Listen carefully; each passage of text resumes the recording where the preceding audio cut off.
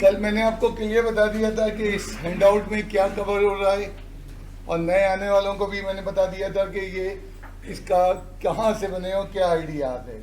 Exercise 3.3 के सवाल इंशाल्लाह ताला कल की क्लास में पिन पॉइंट कर दूंगा कि इन एक्स्ट्राज में कौन कौन से हैं, उनको करने की कोशिश ना करना। 3.3 एक्सक्लूड की भी उन्होंने। एंड कल मैंने मसला भी डिस्कस किया था कि चीज़ें तो उन्होंने डिलीट कर दी हैं, लेकिन उनके बगैर चीज़ों को पढ़ा नहीं सकते। और उसमें मैंने फर्स्ट ईयर की 2 एग्जांपल दी थी कि 10वें चैप्टर में 10.1 है ही नहीं और डायरेक्ट 10वें चैप्टर में 10.2 और 10.3 पढ़ा दें। तो हाउ इट पॉसिबल के बगैर 10.1 के इनिशिएट किए बगैर कैसे पुट कर दें। क्वाड्रेटिक पढ़ा नहीं रहे 3.1 3.2 और डायरेक्ट उसका क्यूब रूट और उसके बाद की तमाम एक्सरसाइजेस को शामिल कर दिया गया है। तो कुछ जगहों पे शायद फैसले चेंज भी हों, अल्लाह करे, और कुछ जगहों पे शायद फैसले ना भी चेंज हों। तो बहरहाल हमें उस सिस्टम को मुताबिक चलना है और कोशिश करनी है कि हम अपने लिए करते जाएं। चैप्टर 1 की इब्तदाई एक्सरसाइज खासतौर पे 1.1 काफ़ी बोर एक्सरसाइज है, क्यों इसमें थ्योरी है। एंड जब बच्चे के पास थ्योरी आती है तो बच्चा कहता है ये बोर है। हाँ, भले वो लंबा ऑर्थो सेंटर का सवाल सॉल्व कर लेगा, इन सेंटर का सवाल लंबा लंबा कर लेगा, 2 दफ़ा अलजेब्रा काट लेगा, लेकिन थ्योरी से ये जो तुम लोगों का बैकग्राउंड है, तुम लोग थ्योरी से बहुत दूर भागते हो, तो थ्योरी जो है तुम लोगों के लिए थोड़ी मुश्किल हो जाती है। कल मैंने 2 टॉपिक पढ़ाए थे, एक पढ़ाया था रिलेशन एंड दूसरा मैंने पढ़ाया था फंक्शन। तो ज़्यादातर होमवर्क के सवाल जहाँ तुम प्रेप हो वो फंक्शन रिलेशन के थी ज़्यादातर। यानी अगर तुम क्लियर टॉपिक को करो तो 2 मेरे हिसाब से 2 एक्सरसाइजेस होनी चाहिए थी। एक एक्सरसाइज में रिलेशन की बात करते, दूसरे एक्सरसाइज में फंक्शन की बात करते। बहरहाल उनकी मर्जी, उन्होंने जिस तरह बनाया। तो होमवर्क पे जब डिस्कस करने जा रहे हैं, अच्छा, तो होमवर्क पे जब डिस्कस करने जा रहे हैं तो ये पहला सवाल, इसमें सबसे पहले उसने पी एक फंक्शन का है R to R, यानी इनपुट क्या होगा रियल वैल्यूज, आउटपुट क्या होगा रियल वैल्यूज, एंड फिर फंक्शन डिफाइन किया पी एक्स। पॉली माने एक से ज्यादा चीज, तो पॉलिनोमियल, ये पॉलिनोमियल फंक्शन यानी एक से ज्यादा टर्म वाला फंक्शन। तो अमूमन अलजेब्रा का एक टर्म वाला फंक्शन कहलाता है मोनोनोमियल, 2 टर्म वाला फंक्शन कहलाता है बाइनोमियल, 3 टर्म वाला ट्राइनोमियल, टेट्रानोमियल। तो अगर हम ये बताना चाह रहे हैं एक से जायद है तो हम पॉलिनोमियल यूज कर देते हैं। अब पॉलिनोमियल में 2 टर्म वाला भी हो सकता है और 28 टर्म वाला भी हो सकता है। तो ये एक से जायद टर्म वाला फंक्शन है।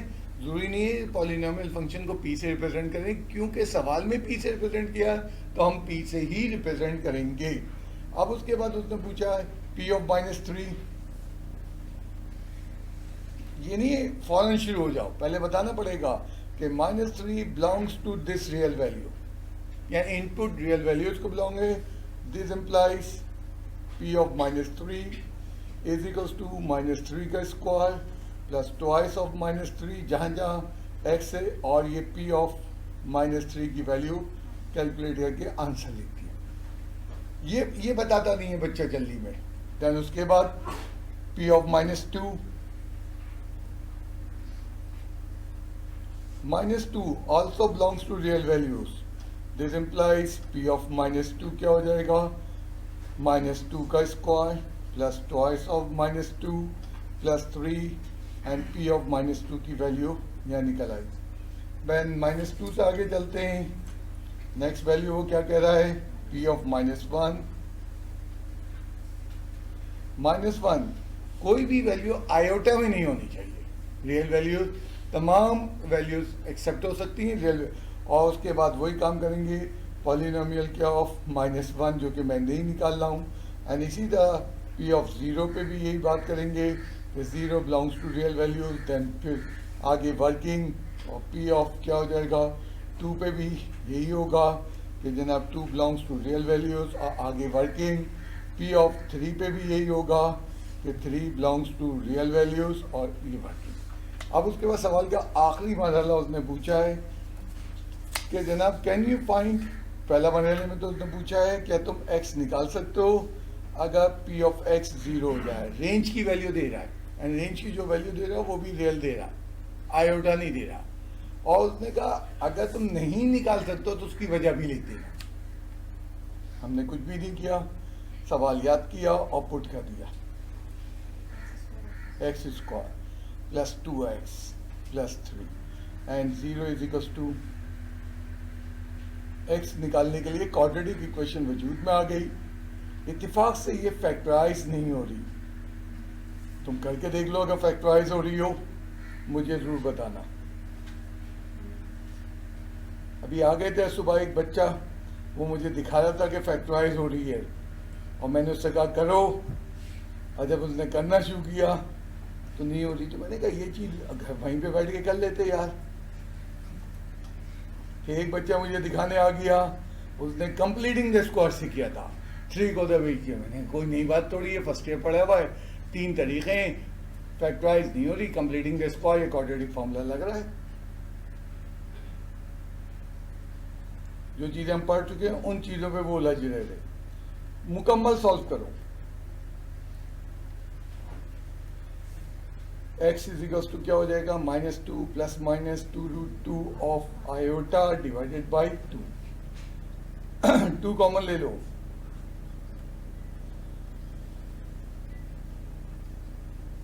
तो तुम्हारे फिजिकल आने पे कोई कंडीशन नहीं है, और मेरे ख्याल से तुम्हें अब क्लासेस में आना चाहिए।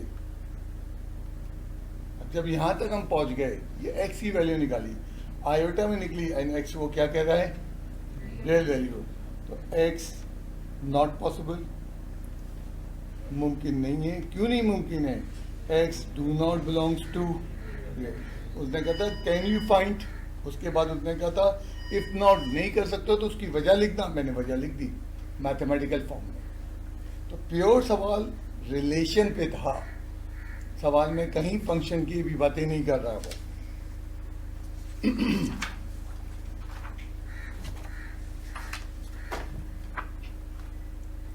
फर्स्ट डे में हमने पढ़ा था कि हमारा रियल नंबर 2 हिस्सों में तकसीम हो जाता है, एक कहलाता है रैशनल और एक कहलाता है irrational.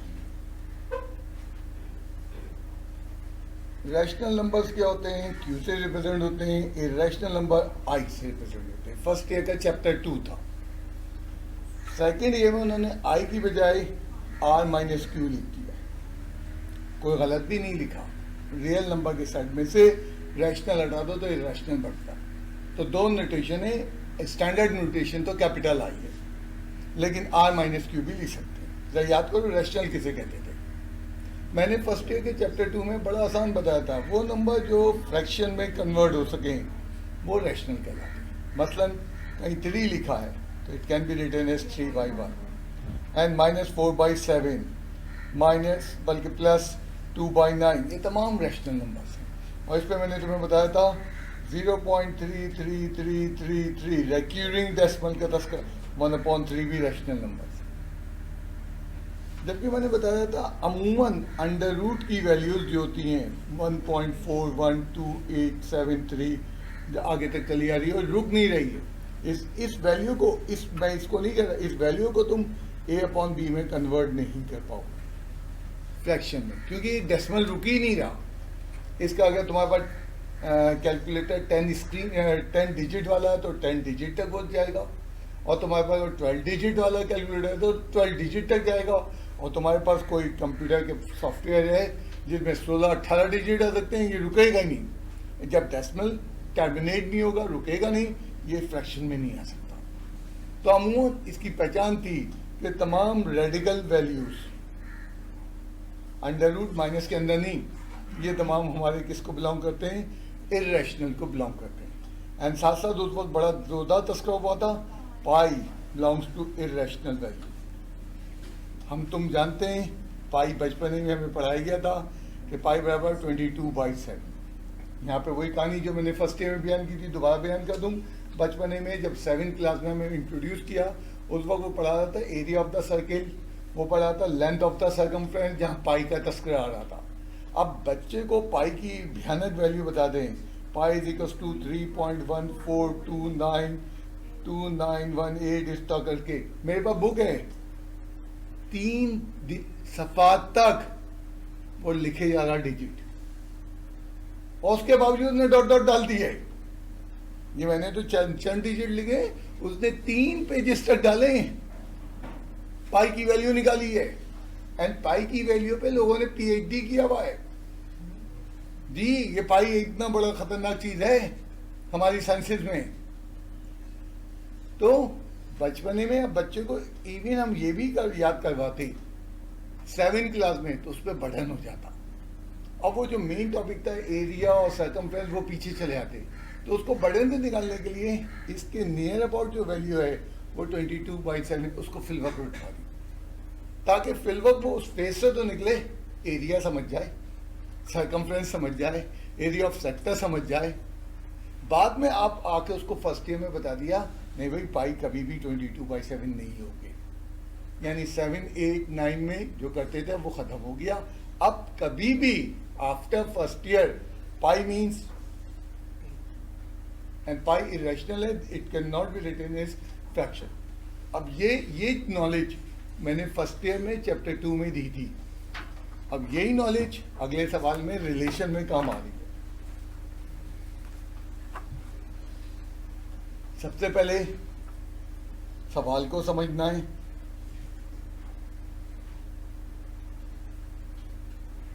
Zero 1 when belongs to x belongs to rational और x belongs to irrational। अब उसने क्लियर कहा है, मल्टी फॉर्मूला दिया है, पहले तो इनपुट बता दिया है कि आयोटा में नहीं होगा, आउटपुट आयोटा में नहीं होगा। उसने और दूसरी क्लियरिटी दी है कि अगर रैशनल वैल्यू है, रैशनल क्या होता है अभी डिस्क्राइब किया, तो 0 आएगा, और इरेशनल वैल्यू है तो क्या आएगा, 1 आएगा। इसके बाद उसने क्या सवाल पूछा पहले में, उन्होंने कहा f(√3) की वैल्यू। √3 किसको बिलोंग कर रहा है, √3 जो है वो इरेशनल वैल्यू को, एंड इरेशनल वैल्यू पे क्या आना चाहिए, बस हमें उस फंक्शन को जो उसने डिफाइन किया उसको समझना है कि कौन सी डेफिनेशन किसके लिए वैलिड है। देन उसके बाद क्या है, f(1/5)। पहले रिकॉल करते हैं कि 1/5 है क्या, इज ए रैशनल वैल्यू, क्योंकि फ्रैक्शन में, और दिस इंप्लाइज f(1/5)। रैशनल पे क्या जवाब आता है, 0 आंसर। फिर f(2) also belongs to rational values, तो f(2) की वैल्यू कितनी आसानी से आ गई है, 0।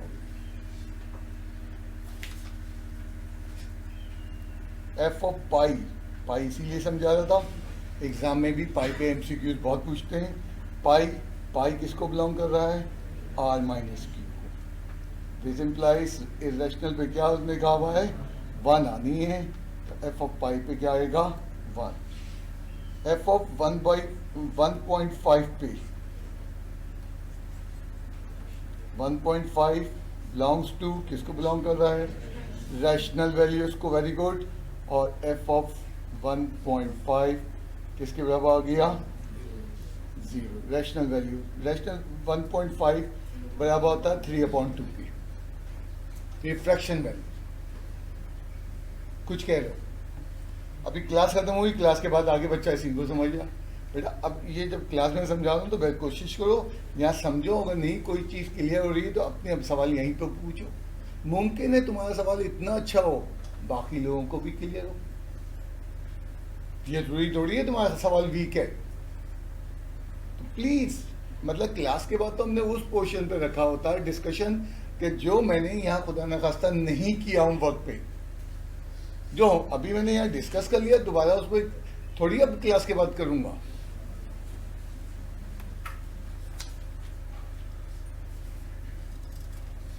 अच्छा बात, तो तीसरा सवाल भी आ रहा है हमारा उसी चीज के ऊपर, रिलेशन के ऊपर। अब उसने जरा लंबी डिफाइन कर दी, लेकिन पहले इस पे नजर डाल लो, क्योंकि खुदा न खास्ता आसान होता है तो यहाँ से होता है। और मल्टी फार्मूला, कल तुम्हें मैंने प्रैक्टिकली दिखाया, मल्टी फार्मूला हमारे फर्स्ट ईयर में भी डिफाइन था। मतलब किसी ने कहा ये क्या चीज है, तो मैंने उसका वहीं पे जो है इस सवाल को रोक दिया गया, ये क्या चीज है, प्रैक्टिकली दिखा दिया।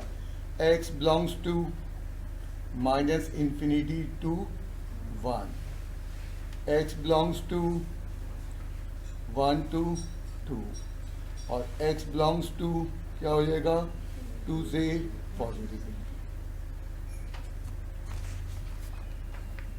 नंबर लाइन ड्रॉ कर लेते हैं।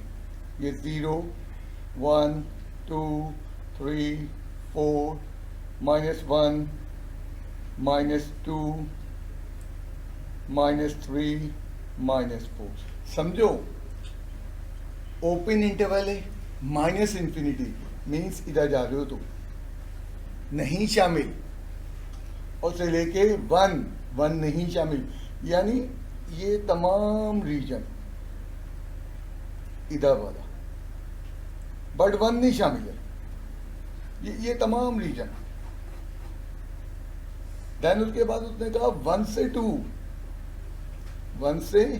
2 ये रीजन, ये सेकंड वाला, इसमें 1 भी शामिल है 2 भी और तमाम दरमियान के लिए ये फॉर्मूला है। फिर उसने तीसरा रीजन डिफाइन किया, 2 नहीं शामिल, लेकिन 2 के इधर अप टू इंफिनिटी के करीब तक, इंफिनिटी नहीं शामिल है, इंफिनिटी, उसके लिए तीसरा फॉर्मूला दिया है। तो 3 रीजन उसने क्लियर डिफाइन किए हैं। अब मैं तुमसे पूछूं 1 कहाँ है? 1 हमारे पास यहाँ शामिल है, इसमें 1 इसमें नहीं शामिल है, ये तो ओपन इंटरवल में बाउंड्री नहीं शामिल होती, 1 और 2 दरमियान वाले इंटरवल में शामिल है। तो इंटरवल ना समझ में आने की वजह से ये सवाल लोगों से प्रॉब्लम कर रहा है। एंड कल इंटरवल को समझाया था,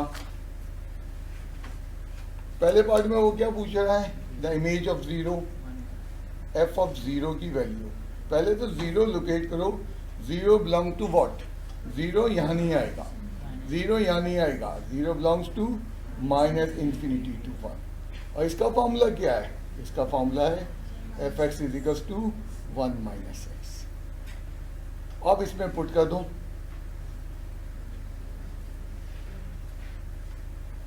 ये पहला आंसर हो गया पार्ट 1। पार्ट 2 क्या है? पार्ट 2 में कह रहा है the value of x, sorry the value of f of 3 की वैल्यू पूछ रहा है। 3 कहाँ है? 3 बिलोंग्स टू, 3 इस लास्ट में, 2 के बाद आएगा, तो बिलोंग्स टू किस इंटरवल में? पहले तुम अपनी आइडेंटिफाई करो कि तुम किस कहाँ एग्जिस्ट करते हो। इसका फॉर्मूला क्या है? f ऑफ 3 का फॉर्मूला 1। आंसर √3। बहुत आसान सवाल है, बामुश्किल 2, 2.5, 3 पेजेस में तुम्हारी एक्सरसाइज खत्म हो जाएगी। कोई लंबे सवाल नहीं है, जैसे चैप्टर 3 और 2 में करके सवाल काटना पड़ता था, ऐसा कुछ नहीं होगा। बस समझना है, उस थ्योरी को समझना, उसको लिखना है। f ऑफ 3 के बाद हमारे पास क्या था? f of √3। √3 कहाँ बिलोंग करता है? √3 1.7, 1.7 यहाँ नहीं आएगा, 1.7 यहाँ नहीं आएगा, वो क्लोज इंटरवल में आएगा। और क्लोज इंटरवल का फॉर्मूला क्या दिया हुआ उसने? 1 + x।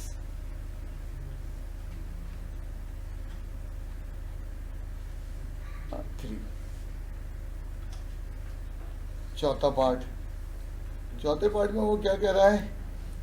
f ऑफ 1 की वैल्यू, 1 किसको बिलोंग करता है? अब 1 दो जगह आ रहा, कंफ्यूजन होती नहीं भाई, ओपन इंटरवल में 1 नहीं शामिल, क्लोज इंटरवल में 1 शामिल है। एंड क्लोज इंटरवल का फॉर्मूला अभी थोड़ी देर पहले ही हम यूज कर रहे थे। f ऑफ 1 पे क्या हो जाएगा? प्लीज कोई सवाल आ रहा है तुम हाथ के हाथ पूछोगे, बहुत आसानी से इस वक्त जवाब होता है, और वो जवाब दूसरों के लिए भी बड़ा फायदेमंद होता है। 5 बिलोंग्स टू, 5 किसको बिलोंग कर रहा है? लास्ट इंटरवल को, 2 से पॉजिटिव इंफिनिटी तक। एंड उसका फॉर्मूला क्या है? उसका तो सादा सा फॉर्मूला है। तो मैंने इसको प्रैक्टिकल तुम्हें कल समझाने की कोशिश की थी। एक छोटा बच्चा जो आज पैदा हुआ है, एंड हम चाह रहे हैं उसके लिए कोई फंक्शन या फॉर्मूला लिखें उसकी वजन के लिए। उसकी उम्र जो जो बढ़ेगी उसके वजन एक फॉर्मूले से वो डिफाइन नहीं होता। तुम देखते हो पहले 15 दिन उसका ग्रोथ रेट कम होता है, चंद हफ्तों के बाद तब्दील हो जाता है, महीने में और तब्दील होता है। अब उसका ग्रेजुएट इसी तरह मल्टी फॉर्मुला सिचुएशन में लिखना पड़ेगा कि फर्स्ट 15 डेज का ये है, नेक्स्ट 15 डेज का ये है, देन 30 के बाद वाले डेज का ये है, एंड बिलो 60 तक ये वैलिड है, एंड जब 2 महीने का हो जाएगा 60 से अब तो उसका ये फॉर्मूला होगा। इस तरह लिखे जाते हैं। एंड साइंसेस में इस तरह लिखना कोई मायूब बात नहीं होती। हाँ, तुम पहली दफा देख लो।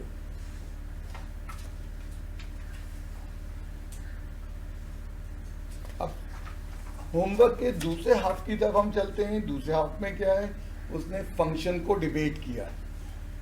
रिलेशन दे दी गई है, फंक्शन पे डिबेट कर रहे हैं। फंक्शन में डोमेन का यूनिक होना जरूरी है। Let A be the set of students in a class for each x. Let A denote ax denote the age of the is a function.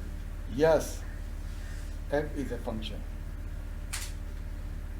अब तुम इतना मुख्तसर जवाब दोगे तो तुम खुद नहीं समझ पाओगे। शायद इस वक्त तुम्हें समझ में आ रहा हो, 4 महीने बाद तुम कहोगे ये क्यों गाता। तो मैं कहता हूँ पूरा करो इसके पीछे वर्किंग। वर्किंग क्या है, ये क्लास के स्टूडेंट है जो उसने तस्करा किया है, ए सेट। ये बी सेट है जिसमें उनकी क्या होगी, एज आएगी। फंक्शन का नाम क्या है यहाँ पे सवाल के अंदर, जो नाम है वो यहाँ लिख दिया, ये फंक्शन है, ये उसका डोमेन है सलमान। अब ये नाम लिखना जरूरी नहीं है, बट इसलिए लिख रहे हैं ताकि हमें याद है। सलमान 17 साल के, काशिफ जनाब 16 साल का, और इम्तियाज जनाब वो भी 16 ही साल का रहते हैं। ये हम उम्र हो तुम लोग तकरीबन।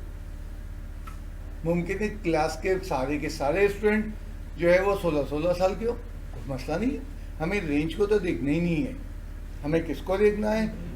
वो क्लास में अगर 2 सलमान हैं तो डेफिनेटली उनके नामों में चेंज होगा। इत्तेफाक से दोनों सलमान अहमद हैं, पहले एक का नाम सलमान अहमद हमारे पास बहुत दफ़ा होता है, दूसरे का नाम भी सलमान अहमद। टेस्ट कॉपियों में मसला आ जाता है तो हम क्या करते हैं, फादर नेम लिखवाते हैं। हमारे उसके अटेंडेंस लिस्ट में एवरी जगह उसका नाम पूरा होता है सलमान अहमद। आगे उसके अगर वालिद साहब का नाम जो है इरफान है तो सलमान अहमद इरफान डिफरेंशिएट, और दोनों वालिदैन का नाम हो जाए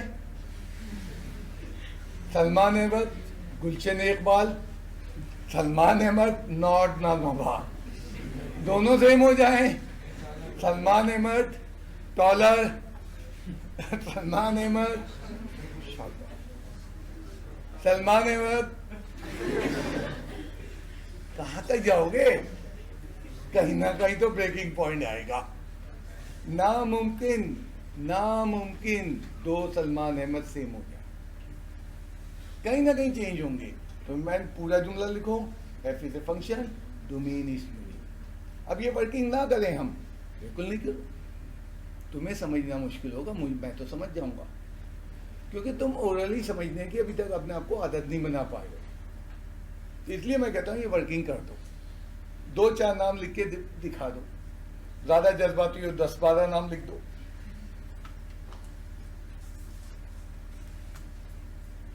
जब वर्बल रिलेशन के फंक्शन आते हैं जब मुश्किल होते हैं, एंड हमारे क्वेश्चन 2 के 5 पार्ट में उसने वर्बल रिलेशन पे दिया हुआ है। मतलब अगर y = 2x + 1 है तो उसको फंक्शन है या नहीं है उसका हम आसानी से हम आइडेंटिफाई कर सकते हैं, बट वर्बल में थोड़ा सा मुश्किल होता है। और इन सवालों में तमाम पार्ट्स में उन्होंने कहा डोमेन और रेंज भी लिखो। तो पहले पार्ट में कह रहा है कि जनाब ईच पेरेंट इन टाउन और हिज और हर फर्स्ट चाइल्ड। यहाँ पे जनाब हमारे पास ये है, पेरेंट का क्या मतलब होता है, नहीं दोनों होते हैं शायद, पेयर होता है। पेरेंट का मतलब पेयर होता है, यहाँ पे एक मेंबर नहीं होता है, ए एंड बी।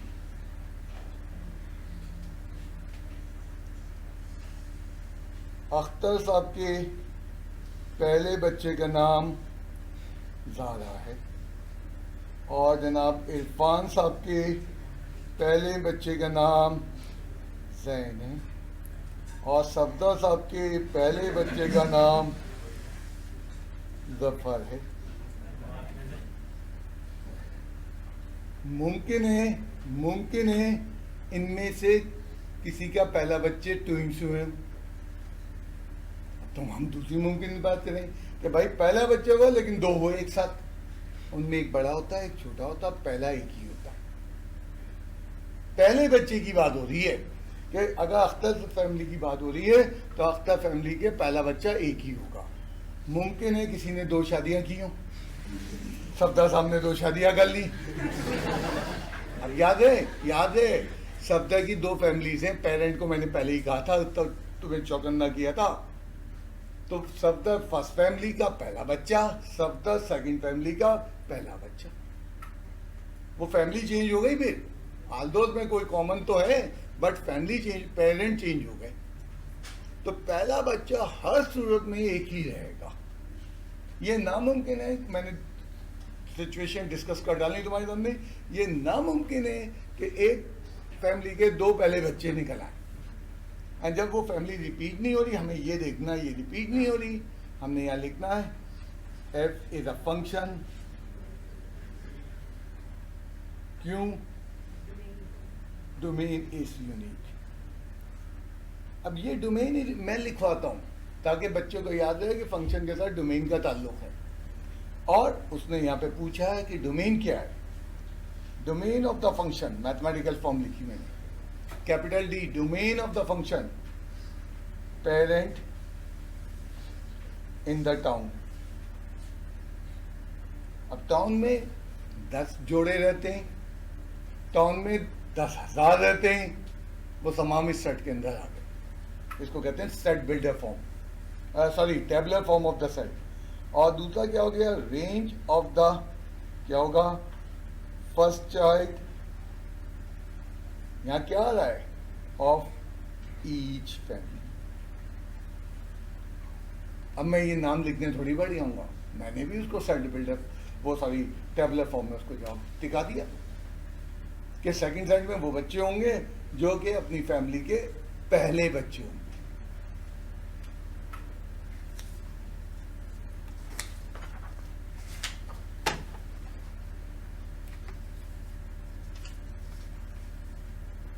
सारा सवाल तो वही है, मैंने क्योंकि पूरा सवाल उतारा, हमारा मेन यहां से शुरू हो रहा है। फॉर ईच ह्यूमन बीइंग, अभी ये सवाल हमने क्वेश्चन नंबर 1 में किया था, वहां हमने स्टूडेंट की बात की थी, स्टूडेंट भी ह्यूमन बीइंग है। अगर कामरान की उम्र 17 साल है, अफजाल की उम्र जनाब 33 साल है, और सिकंदर साहब की उम्र 82 है, ह्यूमन बीइंग है ना। मुमकिन है मैंने 50 लोगों के नाम लिखे और सबकी उम्र 50 साल की।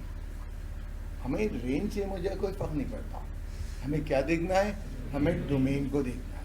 एंड यहाँ पे वही जुमला लिखना है, F is a function, domain is unique. यहाँ डोमेन क्या होगा, ह्यूमन बीइंग। रेंज क्या होगा,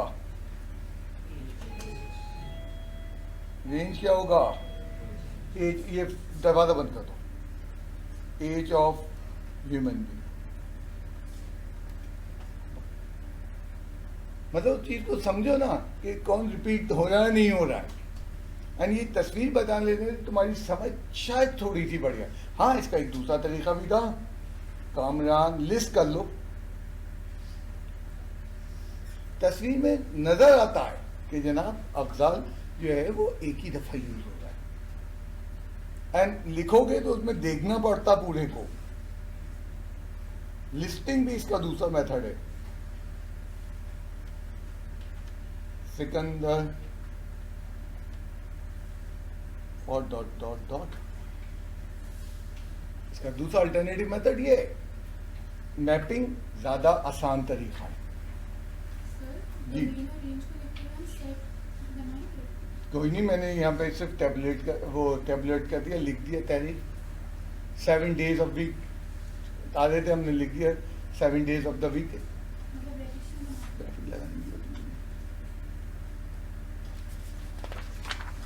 आप इसी का एक और पार्ट ले लें जिसमें शायद वो थोड़ी सी मैथमेटिकल बातें कर रहा। अब आया वो स्टिल जो है वो वर्बल फॉर्म में है, लेकिन जो है वो मैथमेटिकल।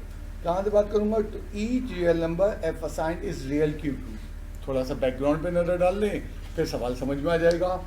जब मैं 8 का क्यूब रूट लेता था फर्स्ट ईयर में, तो 2 भी आता था, 2 ओमेगा भी आता था, 2 ओमेगा स्क्वायर भी आता था। वो कह रहा है सिर्फ रियल लिखो, बाकी भूल जाओ। तो पहले तो उसने क्लियर बता दिया रियल है। अब शुरू हो जाओ।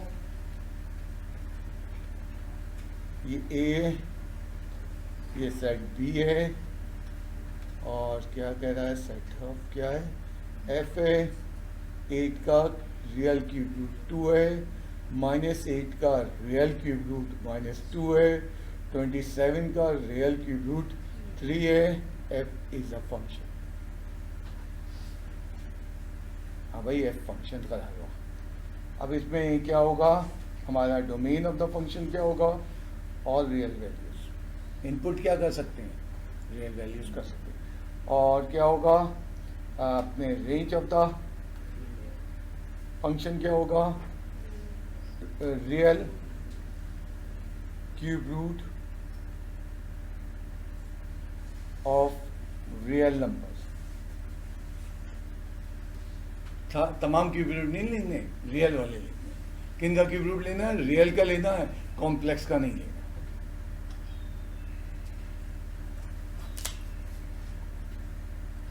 तो हर फंक्शन बड़ा लिमिटेड होता है। हम समझते हैं फंक्शन बहुत बड़ा होता है, बहुत बड़ा होता है, लेकिन वो अपनी डोमेन के अंदर खेल रहा होता है।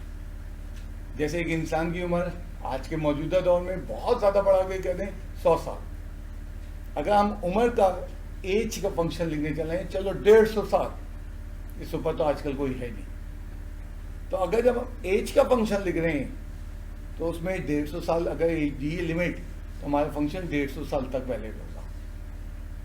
और वहाँ पे 151 आ गया, इनवैलिड हो गया। और उम्र एक दिन की भी हो सकती है, 1 घंटे की भी हो सकती है, 1 सेकंड की भी हो सकती है।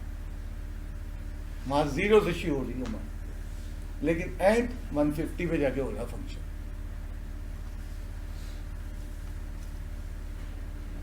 Each positive number, positive real number x correspond to, खुदा का शुक्र है उसने फॉर्मूला दे दिया, where x belongs to positive real value। सब कुछ मैंने अल्फाज से निकाल के मैथमेटिकल फॉर्म में लिख दिया। क्या उसने कहा है, पॉजिटिव होना चाहिए, रियल नंबर होना चाहिए, x कॉरस्पॉन्ड टू 1 + x। और ये जनाब, अब यहाँ पे ज़रा सोचो, ये तो ज़्यादा आसान लगेगा क्योंकि यहाँ तुम्हें थोड़ा सा मौका मिल रहा है काम करने का। 1 पे 2, 18 पे 19। मैं माइनस पुट ही नहीं करूँगा, माइनस पे वो चलना बंद हो जाएगा क्योंकि पॉजिटिव चाहिए। 22 पे 23। नोट करना, इनमें से कोई रिपीट हो रहा है, कोई रिपीट नहीं हो रहा। रियल नंबर, वो सॉरी फंक्शन। इसका डोमेन क्या होगा, इसका रेंज क्या होगा, domain of the function clear यहाँ लिखा हुआ है, real positive real value. Range of the function क्या होगा, रेंज ऑफ द फंक्शन है y। मैंने कहा range of the function y है, and y is equals to 1 + x, where x belongs to, पूरी मैंने कहानी बयान कर दी। क्या कहा मैंने, रेंज y है। एक ने कहा जी y कहाँ लग गया, तो हमने सपोज कर लिया आउटपुट का नाम, तुम a ले लो, k ले लो, और वो जो है उसका आउटपुट क्या, उसका फॉर्मूला क्या, 1 + x। x क्या है, पॉजिटिव है। अब मैं रेंज में लिखूँ 2 नंबर 19 23, नहीं, मैंने रेंज में उठा के फॉर्मूला बता दूँ, ये रेंज में कोई भी वैल्यू आ सकती है।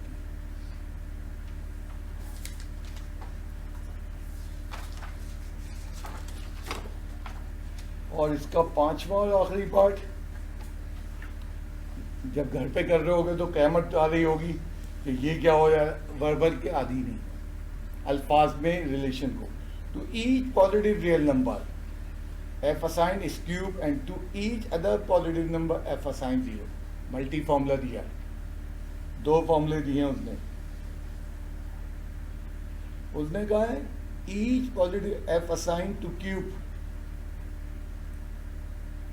X belongs to positive value और to each other real number. अब पॉजिटिव को छोड़ के अदर रियल नंबर क्या होंगे? नेगेटिव। अब सीधा सीधा कह देता नेगेटिव। टू ईच, उसने कहा to each other real number. तो पहले पॉजिटिव के लिए तो उसने बता दिया क्यूब करना है, और अदर के लिए क्या करना है? मल्टी फॉर्मूला बता दिया। बड़ा आराम से उसने के लिए फॉर्मूला बताया। एंड पॉजिटिव वैल्यू में याद रखना जीरो शामिल होता है, जीरो कभी नेगेटिव में नहीं आता। पॉजिटिव वैल्यू को यूं भी लिख सकते हैं x greater than equals to zero, negative value को लिख सकते हैं एक्स लेस देन जीरो। तो मैंने यहाँ जीरो की क्लियरिटी दी है, जीरो पॉजिटिव में शामिल होता है, नेगेटिव फैक्टर जीरो का नहीं होता। अच्छा, अब इस पे अगर हम मैपिंग करना चाहें,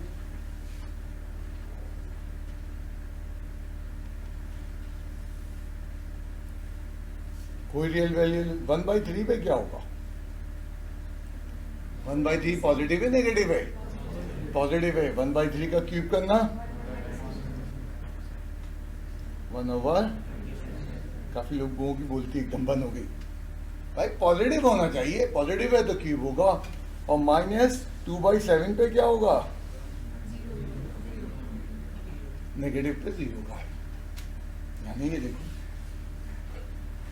इसीलिए मैंने, हाँ 4 पे तो हम सब जानते हैं 4 का क्यूब 64 होगा, और -2 पे हम सब जानते हैं, मैंने जानबूझ के फ्रैक्शन वैल्यू से। अब तुम्हें क्या करना है, तुम्हें ये देखना डोमेन यूनिक है या it is a function. Domain of the function क्या होगा? 0 पे मैंने क्या बताया है? 0 पॉजिटिव है, 0 का क्यूब इत्तेफाक से ओवरलैप करेगा, 0 ही आएगा। रेंज पे कोई पाबंदी नहीं है। किस पे पाबंदी है? रेंज कई दफा 0 आ सकता है। अब तुमने देखा, इन दोनों को जरा यकजा कर लो, ये आएगा। पॉजिटिव वैल्यूज नेगेटिव वैल्यूज को यकजा करेंगे, रियल वैल्यूज आएगा। रेंज ऑफ द फंक्शन सोचो क्या होगा?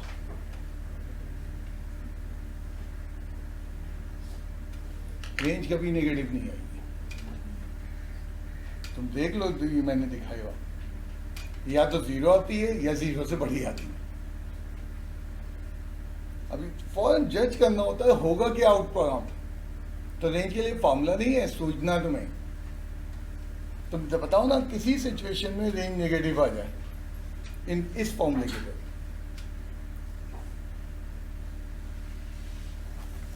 काफी टफ होता जा रहा है।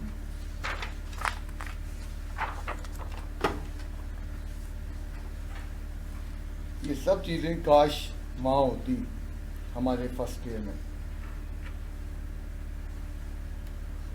कल इस टाइप के मैंने काफी सवाल तुम्हारे साथ डिस्कस किया था, और f(x) किया था हमारे पास √x। देखना, उसने कहा है कि इनपुट पॉजिटिव वैल्यू का, आउटपुट पे कोई पाबंदी नहीं है।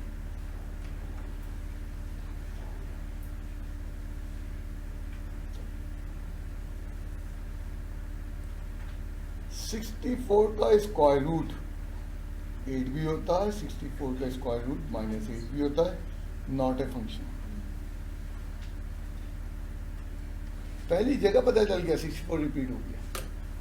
एंड तुम और तसल्ली करना चाहते हो, करा देते हैं। 25 का स्क्वायर रूट जो है 5 भी होता है, और देखना यहाँ से नेगेटिव, यहाँ से पॉजिटिव हटा दिया गया। तो आउटपुट में नेगेटिव भी लिखना है, पॉजिटिव भी लिखना है, एंड इनपुट में पॉजिटिव भी। यहाँ डोमेन रेंजेस नहीं पूछे, वो क्वेश्चन अलग था, ये क्वेश्चन अलग है। बड़ी बेतरतीब है, 5वां 6वां सवाल पहले पूछ लिया है, यानी कि रिलेशन के धन फंक्शन के सवाल हैं। तो बड़ी भगदड़ी में एक्सरसाइज बनाई हुई है, और पिछले 25-29 साल से बड़े कामयाबी से चल रही है। 40 मिनट निकल गए, अब 22 मिनट में क्लास शुरू कर दे। 22 मिनट में पढ़ाना क्या, मुझे 2 टॉपिक पढ़ाने। आज नंबर 1 टाइप्स ऑफ फंक्शन, कोई 3-4 टाइप के फंक्शन है वो पढ़ाऊंगा। नंबर 2 उन फंक्शन पे मैथमेटिकल ऑपरेशन, दो मैथमेटिकल ऑपरेशन। तो फंक्शन पे मैथमेटिक्स के ऑपरेशन भी कर सकते हैं हम। तो पहले टाइप बता दूं, फिर मैं मैथमेटिकल ऑपरेशन की तरफ ला रहा हूँ। सबसे पहला टाइप है फंक्शन का 1-1। फर्स्ट टाइम ही पढ़ाया था मैंने 1-1, क्योंकि 1-1 पढ़ाए बगैर मैं इनवर्स नहीं पढ़ा सकता था। 1-1 को शॉर्ट फॉर्म में इस तरह भी लिखते हैं। अब function is set 1-1 if range of the function is unique. देखना जुमले पे गौर करना, अब फंक्शन होगा तो वो 1-1 देखिए आएगा। खुदा न करे वो 1-1 फंक्शन ही नहीं है तो 1-1 नहीं देखो। तो यूनिक डोमेन, यूनिक रेंज, 1-1, एक पे एक इस तरह की बात है। तुम में से यहाँ कोई मेरे ख्याल से सगे बहन भाई तो नहीं बैठे इस वक्त क्लास में? तुम सब 1-1 हो, तुम अपने और फादर के रिश्ते में। यहाँ पे बैठ के जो लोग बैठे हुए वो तुम्हारे फादर को शेयर नहीं कर रहे एंड तुम 1-1 में मौजूद हो। यानी अगर तुम्हारे नाम और सेट बी में आउटपुट में तुम्हारे फादर्स के नाम लिखे जाएंगे, 1-1 आएगा। 1 पे 1, ये सिंपल बात होगी। अब इसकी एक मिसाल करके दिखा दूं। हमारी बुक में इस बदतमीजी से किया, वो तुम होमवर्क करोगे तो एहसास होगा। मेरी मिसालें, मैंने हर एक की मिसालें बनाई हैं।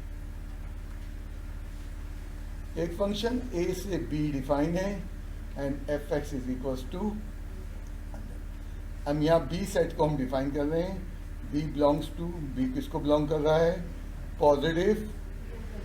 नेगेटिव, और a किसको बिलोंग कर रहा है? पॉजिटिव। यहाँ पे भी कर सकते थे, हमने जरा सा अलग हटा के किया, बताया कि इनपुट आउटपुट ए बी कहलाएंगे और वो यही है। जरा इसका बनाओ रिलेशन।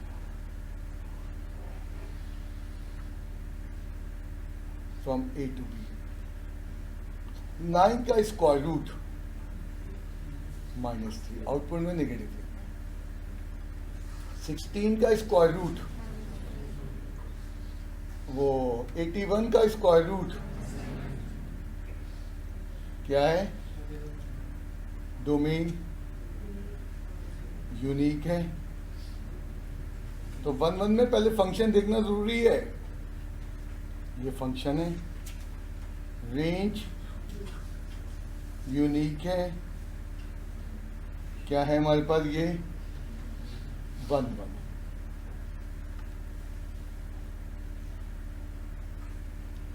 ये बेटा फंक्शन 1-1 का बहुत गहरा ताल्लुक चैप्टर 2-3 से भी है। हमें पढ़ा ही नहीं गया, हम बच के चुपचाप निकल आए। लाइनों का बहुत गहरा ताल्लुक फंक्शन 1-1 सब उससे। ये अलग अलग कोई चीज़ नहीं है। हम कैलकुलस को, ज्योमेट्री को, अलजेब्रा को अलग कहते हैं, ये सब अंदर से ही है।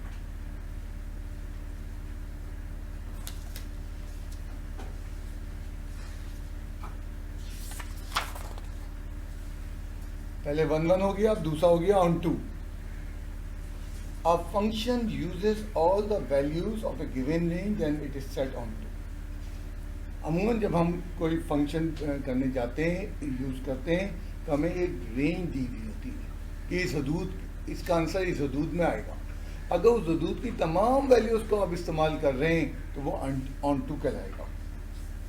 एक भी बुक में मिसाल नहीं थी इसकी, मैं कर रहा हूँ, 2 सवाल करके दिखाऊंगा।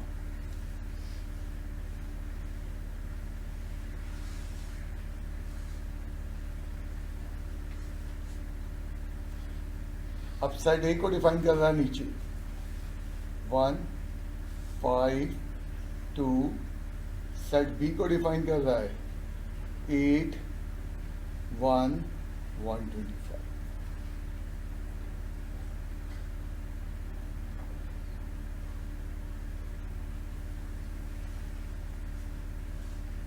वन 5, 2, क्योंकि पहले से वैल्यूज दे रखी हैं। लिमिटेड फाइनाइट साइड है, लिमिटेड मेंबर्स है, मैंने लिख दिया। क्यूब करना 1 का, 5 का क्यूब,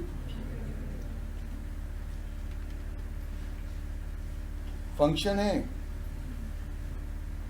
क्योंकि डोमेन कोई दोबारा एंड साथ साथ जो है ऑन टू भी है। क्यों ऑन टू है? क्योंकि रेंज की तीनों वैल्यूज इस्तेमाल हो गई और साथ साथ 1-1 भी है। वन वन पूछा नहीं है, लेकिन वन वन भी यही है। तो रेंज का मुकम्मल यूज होना, उसको हम कहते हैं ऑन टू। अब मैं जो अगली मिसाल करने जा रहा हूँ उसमें रेंज मुकम्मल यूज नहीं होगी। कैसे नहीं होगी वो दिखाते हैं।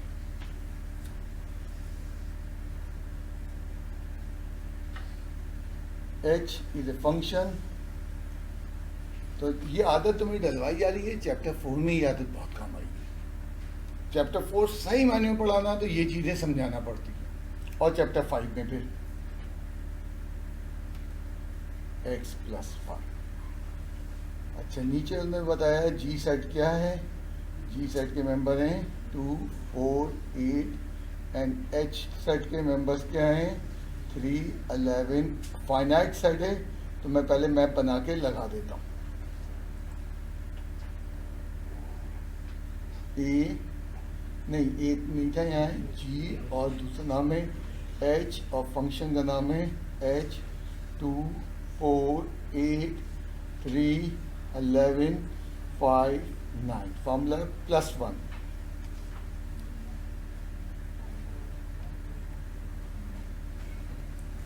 तुमने देखा ये फंक्शन है। फंक्शन के लिए मुझे डोमेन देखना है। क्या ये 1 1 है? ये 1 1 भी है।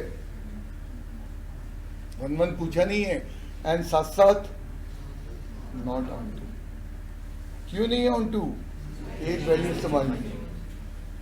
तो अगर रेंज की बड़ी अजीब सी तारीफ है, रेंज की, नॉट डोमेन की, रेंज की अगर कोई एक वैल्यू को यूज नहीं कर पा रहा है तो वो नॉट ऑन टू है। एंड जो नॉट ऑन टू होता है उसको कहते हैं इनटू। तो इनटू में क्या होता है?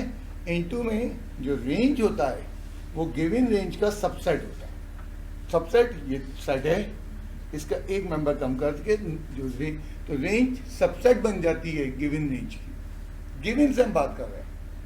तो इनटू जिसमें रेंज पूरी यूज ना हो उसको नॉट ऑन टू भी कहते हैं, और ऑन टू जो कि तमाम रेंज को इस्तेमाल कर रहा है। तो मैंने 2 मिसालें करके दिखाई, ऑन टू क्या है, इनटू क्या है। एंड इन दोनों पे कोई सवाल नहीं है तुम्हारी बुक पे। वो हैं, कल की क्लास में दिखा दूंगा। इसका तो बेहुदा सवाल है, जो सवाल कहते हैं उन्हें शर्म आती है। मैंने करके दिखाया।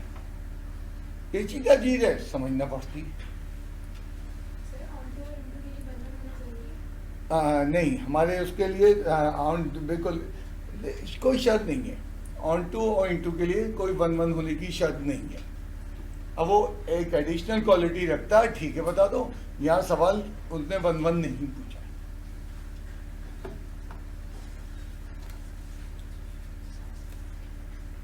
ये 2 3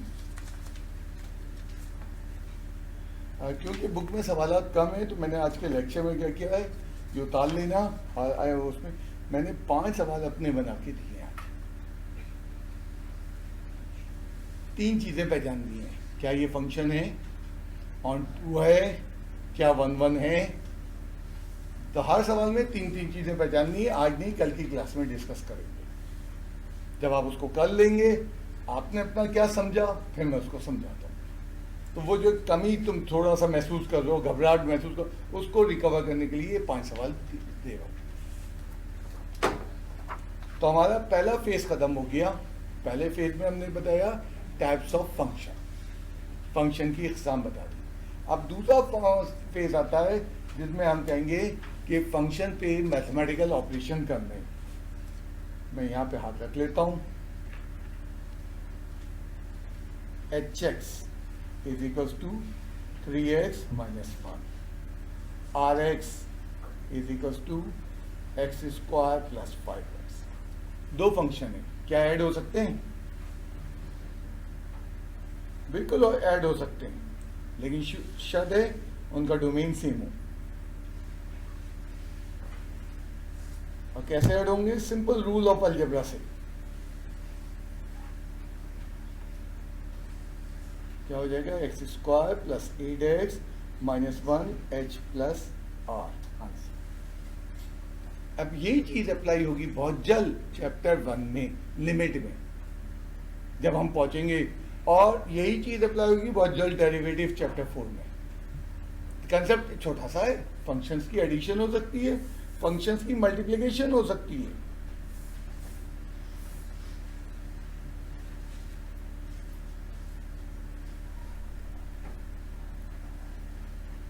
three of x cube plus 15x² minus of x square, कोई ऐसा अनहोना काम नहीं हो रहा है। 3 of x cube plus 14x² minus, क्या फंक्शन सब्ट्रैक्ट हो सकते हैं? बिल्कुल हो सकते हैं। जोर से बोलो, कोई गड़बड़ कर दी क्या मैंने?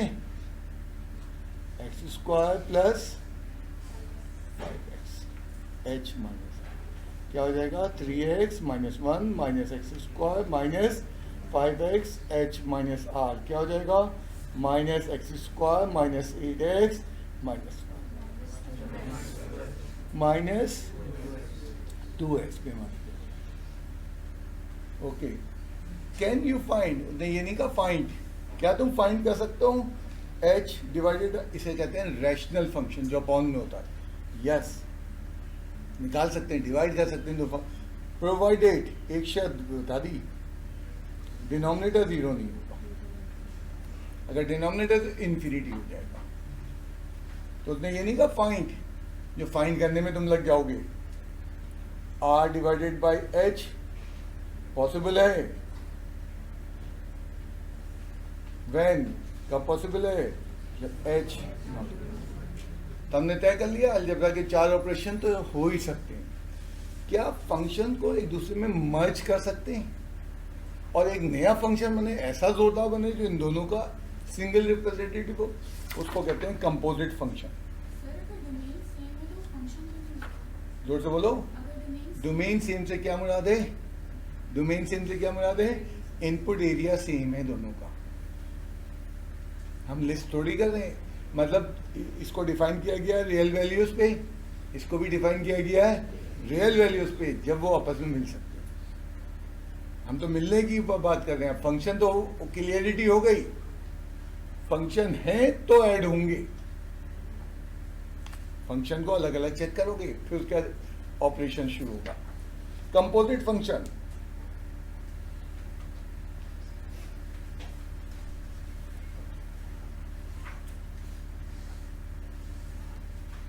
कंपोजिट दो फंक्शन को मर्ज कर देना।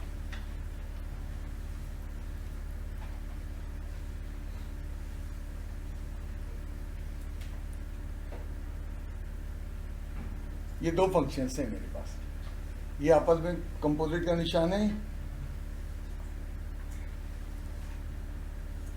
एंड इसको किस तरह परफॉर्म करते हैं? h कंपोज ऑफ x, ये दोनों डिपेंड कर रहे हैं x के ऊपर, और h डिपेंड कर रहा है r के ऊपर। बाद वाली चीज, r फंक्शन क्या है? x² plus 5। अगर मैं तुमसे कहूँ f ऑफ 2, इसका f ऑफ 2 कहूँ, इसका मतलब क्या है? फंक्शन f में जाओ और जहाँ जहाँ x आ रहा है उसको किससे रिप्लेस कर दो। इसी तरह यहाँ फंक्शन h में जाओ और किससे रिप्लेस कर दो? फंक्शन h की वेरिएबल को।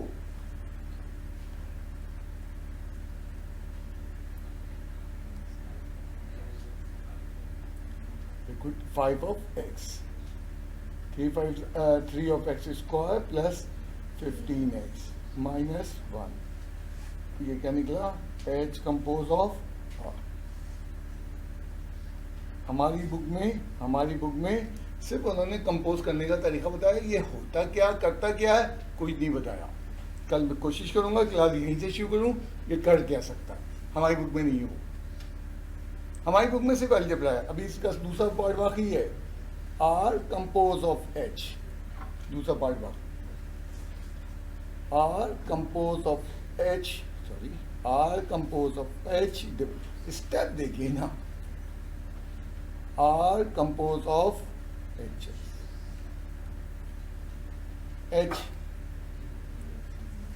अब फंक्शन r में जाओ, जहां जहां वेरिएबल हैं वो उससे रिप्लेस कर दो। इत्तेफाक से फंक्शन r में 2 वेरिएबल हैं, तो दोनों रिप्लेस होंगे 3x माइनस 1 का प्लस 5 टाइम्स ऑफ सॉल्व करना है जो अलजेब्रा है। क्या होगा ये 9x² minus 6x plus 1 plus 15x minus R compose of h। क्या हो जाएगा 9x² प्लस 9x। मैं कल तुम्हें दिखाऊंगा कि कंपोजिशन कर कैसे जाता है, हमारे कोर्स में नहीं है। मैंने इंटरमीडिएट का नहीं किसी और बच्चे को पढ़ाया था कभी सालों पहले, उसके कंपोजिशन के ऊपर पूरा चैप्टर था, मज़ेदार सवाल थे एंड बड़ी दूर तक एप्लीकेशन दिखाई थी, हमारी बुक में नहीं दिखाई। हमारी बुक में सिर्फ उन्होंने बताया कि बनान बनता कैसे, करता क्या है भूल जाओ, बुक में नहीं। आज का लास्ट टॉपिक पे लिया है odd and even function. A function f is set even if f of minus x is equals to f of x, यानी डोमेन को माइनस से रिप्लेस कर दो और वही चीज आ जाए, दोनों बराबर आ जाए, सेम आ जाए तो वो इवन है। और अगर माइनस से रिप्लेस करने के बाद माइनस साइन बाहर आ जाए तो उसको ऑड कहते हैं।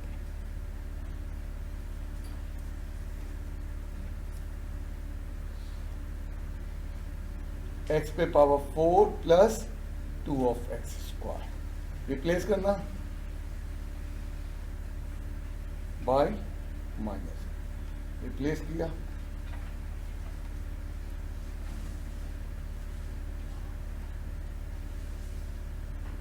माइनस एक्स पे power 4 plus 2 of minus x square F of minus x. क्या हो जाएगा एक्स पे पावर 4 प्लस, तुमने देखा सेम चीज आ गई। इसका मतलब क्या है एफ ऑफ माइनस एक्स और एफ ऑफ एक्स सेम आ गए, F is even.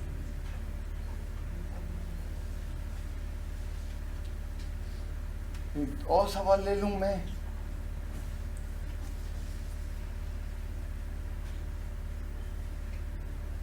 F of x is equals to x cube minus 3x, हमेशा माइनस से रिप्लेस करना है, किसी और से नहीं। हम माइनस में एक्टिविटी चेक करने जाते हैं, फंक्शन माइनस में कैसा बर्ताव कर रहा है ऑड इवन के लिए।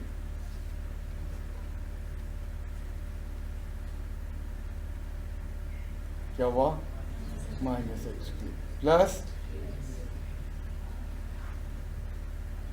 Minus x of cube minus, क्या सेम आ गया, सेम आ गया, लेकिन बाहर माइनस की साइन आ गई, उसको क्या कहेंगे ऑड है, एफ इज ऑड। बस ये उन्होंने बताया ये करो और ऑड इवन। मैं अब कोशिश करूंगा ऑड इवन को एक्सप्लेन कर दूं हाथ के हाथ। मैं भी तो पहले थ्योरेटिकल करवा दूं, फिर इसके जाता हूं और दिखाता हूं तो मैं प्रैक्टिकली।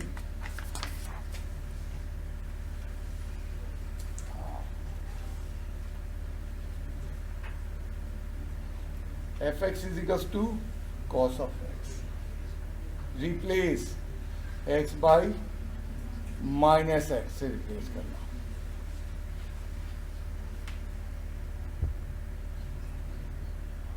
cos की क्या आइडेंटिटी है, जोर से बोलना, cos p जाता माइनस को, गायब कर देता माइनस को, क्या हुआ इवन है, f इज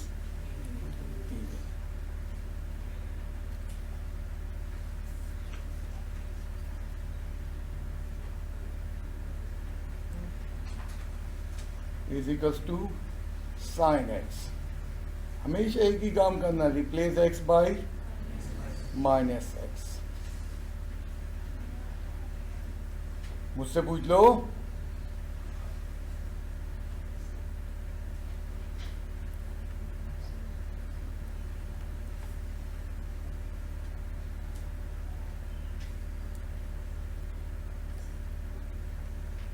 एफ इज, अब ये ऑड इवन क्या है बताता हूं। इसका तो ग्राफ रिकॉल करो फर्स्ट ईयर का, -180 से +180, चेहरे छोटे छोटे हो गए, बना नहीं रहा हूँ भाई, सिर्फ रिकॉल करवा रहा हूँ। 180 डिग्री से लेके -180 डिग्री तक का ग्राफ कुछ यूं बनेगा। जरा देखना पॉजिटिव बिहेवियर क्या है, नेगेटिव बिहेवियर क्या है, एंड दोनों सेम है। इसने भी रिटायरमेंट ले ली एंड दरमियान में ये दोनों का बिहेवियर सेम है। जैसा पॉजिटिव में वो जा रहा है ऐसे ही वो नेगेटिव में बिहेव कर रहा है। इसलिए माइनस से रिप्लेस करके हम देखते हैं नेगेटिव में उसका बर्ताव क्या है। इसलिए हम कहते हैं इवन है, एक जैसा है। साइन का कर्व याद करो, तो मैंने मिसाल देने के लिए पहले साइन कॉस को इवन आउट प्रूफ करवाया उनके तरीके से। अब वो चीज समझा रहा हूं क्योंकि तुमने फर्स्ट डे में ग्राफ बनाया हुआ है, कुछ इस तरह का ग्राफ आता है, -180 से लेके +180। चीज तो सेम बनी है, थोड़ी सी अजीब हो गई, थोड़ी सी ऑड हो गई, उल्टी नजर आ गई, इसलिए कहते हैं ऑड फंक्शन। एक जैसा बिहेव करेगा इवननेस है, एक जैसा बिहेव नहीं करेगा ऑड है। वो कहता है ये सब फजूल है, ये याद कर दो बस। अब हमारी बुक में मुसीबत यही है, उन्होंने बस ये बताया, मैंने तो तुम्हें बहुत आगे की बात बता दी, एंड इसी तरह कल कंपोजिट की भी बता दूंगा। आज से वर्किंग समझा दी, टाइम की कमी थी इसलिए आज मैं नहीं किया हूं। आखिरी सवाल अभी बाकी है ऑड इवन का।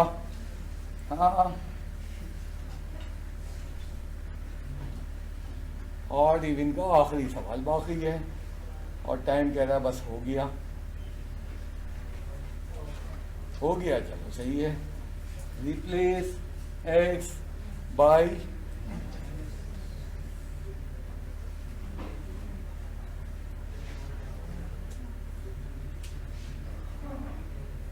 अब इसका दूसरा तरीका था मैं ग्राफ बनाऊं, बहुत लंबा पड़ता। साइन कॉस का तो मुझे रटा हुआ है, तुम्हें रटा हुआ है, ये तो बनाना था लंबा होगा। तो ये मेथड बहुत आसान है एंड ये अलजेब्रा में बता देगा कि ये ऑड है कि इवन है। सेम आ रहा है, माइनस साइन कॉमन लेके देख लो, x पे power 5 minus neither even nor, ये भी हो सकता है। एक ने कहा इसका ग्राफ दिखाएं सर, मुमकिन है ग्राफ यूं बन रहा था पॉजिटिव साइड पे, जब नेगेटिव पे लगी कि यूं बन गया। और बिल्कुल इसमें कोई चीज सिमिलरिटी नहीं है, तो इसको ऑड भी नहीं कह सकते। इसका बर्ताव यानी फंक्शन की बिहेवियर, बड़े बर्ताव को चेक करते हैं कि ये फंक्शन नेगेटिव। वो बार बार मैं कह रहा हूँ, कोरोना को हम प्रिडिक्ट कर देते हैं कि 5 दिन बाद क्या होगा, ये इसी तरह उसका फंक्शन बनाते हैं एंड फंक्शन बना के उसको प्लॉट कर लेते हैं, अंदाजा दे देता है अगले 7 दिन में ये कर्व किधर जा रहा है, ये कैसे बिहेव करेगा। तो ये हम फंक्शंस जब कह रहे हैं तो फंक्शन के पीछे ग्राफ का पूरा टॉपिक ओपन है। हमारे यहाँ क्योंकि सिंपल रखना चाहा इसलिए उन्होंने ग्राफ साइड को इन्वॉल्व नहीं किया। ग्राफ इन्वॉल्व करेंगे बच्चे पे लोड बढ़ जाएगा। तो आज की क्लास में यहीं पे रोक रहा हूँ। हस्बे रिवाइड एक सवाल।